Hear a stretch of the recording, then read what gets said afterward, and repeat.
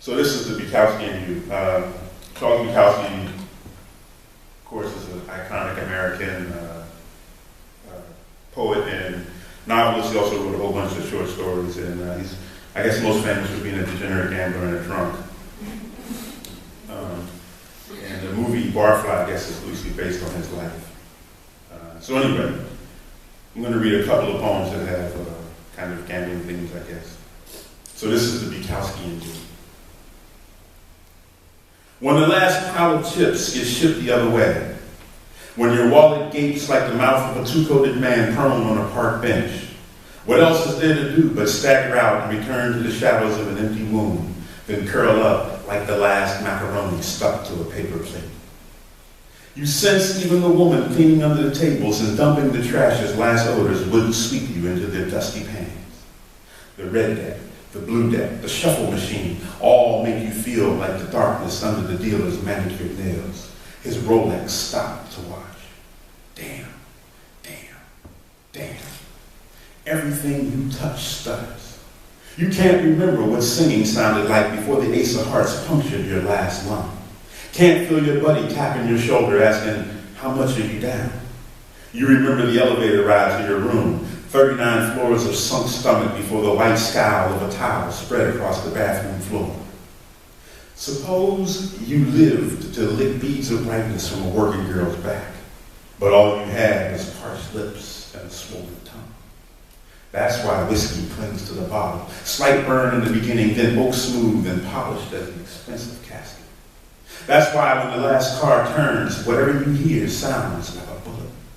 More so if you digging in moist earth, even more so if you're not a gardener or a man in a straw hat wandering the beach for beeps. You're addicted to the dance of the blue deck, but also to the way the red deck parts like a pair of painted lips. You're addicted to knowing that even a gypsy psychic can't find your card first, no matter how far she follows a palm's rugged grooves like wood grain. You're addicted to knowing the cards love no one but the last hands to hold them. Is there anything sexier than the way desperation's dress hugs her hips? Anything sexier than putting it all in and having the moment Morse code through your veins? That's why you return. Why you tease your chair to the table's edge and post a blind bet. That's why you peel the corner of your whole cards like they're prosperity's last pair of good pennies.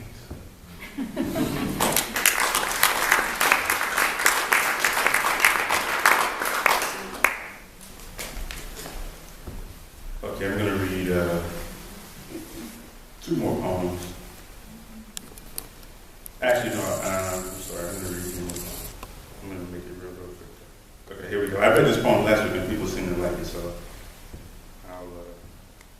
I'll read it again. How I Split My Tongue.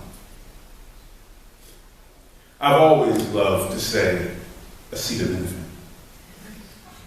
A wizened woman once said some words are swords and almighty in the mouth, can be held on the tongue like a nib of licorice or chewed like roots for medicinal value. Some taint the tongue, blade the blood pressure, or unharry the hard muscles of the heart. Like acetaminophen, some swords cause bleeding. Your name is the sword in the language I yearn to speak. Yearning is a kind of hope. Hope is habit forming and stains lips. A rare sweet root, the chemist says, boiled into an extract, it alleviates even the barking cough of bitterness. Your name rhymes with acetaminophen, cloaks the tongue in a crimson robe. Tonight, the moon is a monk kneeling in the dark cave of the heart, chanting a numinous name until the sky bleeds light.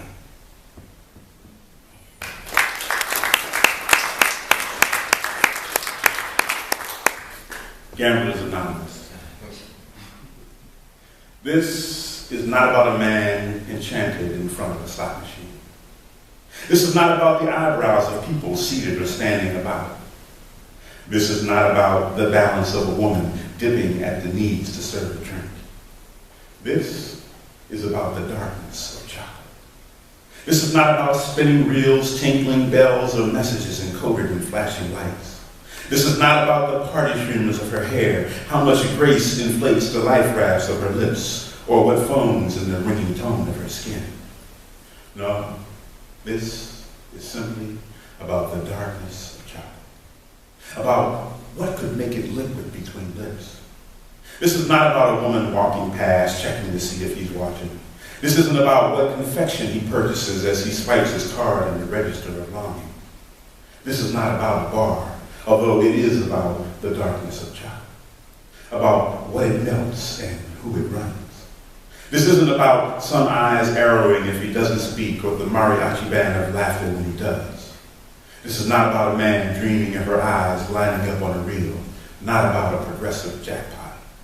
This is about the darkness of chocolate, about what gets wagered on the tip of a tongue, what gets misplaced in a bet, about what forever moistens the mouth on the metered ride from the airport of possibility to the center of the city of size.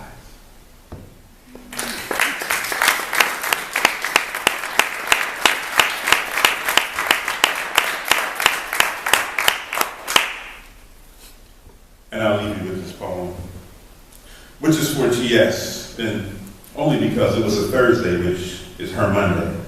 And she was walking as though carrying something heavy, albeit not in her hands. And I thought I heard her sigh and recalled Lonnie, who you may not know. Not Lonnie, who was always pawning his wedding band so he could feed the penny slots, or Lonnie from the hill, who always seemed to be half a slice short of a sandwich, but Lonnie from Lonnie's Lament. And here, she'd cock her head and wrinkle her nose, saying, "Who?" Because whatever blew Lonnie's reins so sideways inspired John Williams to put a saxophone between his lips and blaze a lamentation which matches her Monday motion. A wistful grace with piano lines almost lumpy as her legs, and a bass line that plunges like her hair when she combs it into a black Niagara, which she doesn't know makes me wish I could spend the rest of my days naked and trembling in a wooden barrel, falling forever through its obsidian mist.